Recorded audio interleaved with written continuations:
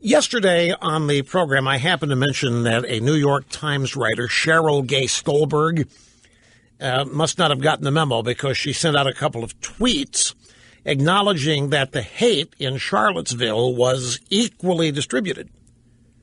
That there was as much hate on the left and violence on the left as there was on the so-called right here. She admitted that the Antifa, by the way, who is this Antifa? They keep naming this. All this is Occupy Wall Street. All this is Black Lives Matter. There's nothing new here. It's not a brand new group of protesters who are minding their own business, decent, hard-working Americans who became outraged at Donald Trump. These are the same bought and paid for malcontents that are lurking at every World Trade Organization meeting, every G20 economic summit. These are the famed anarchists that show up and try to burn buildings and start fires and throw little firecracker bombs and so forth. Same group of people been out there for years and years and years. It's Occupy Wall Street, which was a manufactured group of people bought and paid for. It's the same bunch. And Cheryl Gay Stolberg has now been forced to backtrack. New York Times reporter Cheryl Gay Stolberg made the mistake of admitting that along with the violent white supremacists who terrorized Charlottesville over the weekend, many Antifa protesters were also enacting hate-filled violence, as they've done in several other cities in recent months. For noting that this is a quote from a tweet we shared with you yesterday. She said, quote, "The hard left seemed as hate-filled as the alt-right." She also cited, quote, club-wielding Antifa beating white nationalists being led out of the park. Those were in her tweets yesterday.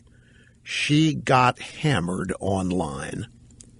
And even after she repented and issued a correction that depicted the violent left in more heroic terms, she actually did that. It wasn't just Trump that they made rework what he said. They went to Cheryl Gay Stolberg, the leftists, and they treated her as a traitor. How dare you report this that way? So she had to rewrite her tweets and her statements and make it appear that the Antifa people were heroic in their response to the brutality and the meanness and the viciousness of the Nazis and the white supremacists. She also pointed out in her original tweet, striking how many of the white nationalists were young people, almost entirely men. She said the hard left seemed as hate-filled as the alt-right. I saw club-wielding Antifa beating white nationalists being led out of the park. Among my unanswered questions, police response. Why did things get out of hand so quickly? Could violence have been prevented? For pointing all of this out, she was corrected online. One responder warned her, don't buy into the false equivalency like Trump and sympathizers. Only one group would commit genocide against the other if given the power. In response, Cheryl Gay Stolberg apologized and noted that she had made a correction about her hate-filled comment. She tweeted, yes, fair enough.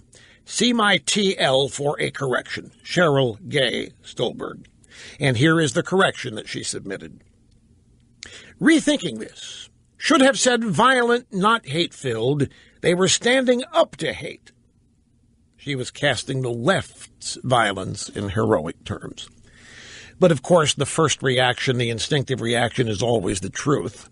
But she was faced with pressure. So here is an acknowledged journalist who we are led to believe is only seeking the objective truth so as to inform people who weren't there what really happened, which she did in her first two tweets. And then the violent left warned her that she was treading on dangerous ground and even getting close to the quicksand if she didn't correct this, which she promptly did. She buckled to the pressure of the violent left and portrayed them in heroic terms and said that their violence couldn't even hold a candle to the violence of the Nazis and the sympathizers. Her tweet about the police, this was a major focus on this program yesterday. And Oh, no, she got more than that. I mean, she was some of the other things she was received in her. Why are you normalizing Nazis? Bad take, Miss Stolberg. A leftist woman is dead because she protested Nazis. How dare you think you can compare them? She was hammered. I guarantee you she was afraid. Damn guarantee you she was afraid over the reaction she got. So she marched into her Twitter account. She did a reversal. But remember, she is a journalist. And she responded to the pressure and probably joined the chorus of people who criticized Trump as a coward. Well, you don't really mean it. You're just saying this because we forced you to say it. You don't really mean it. You don't believe it.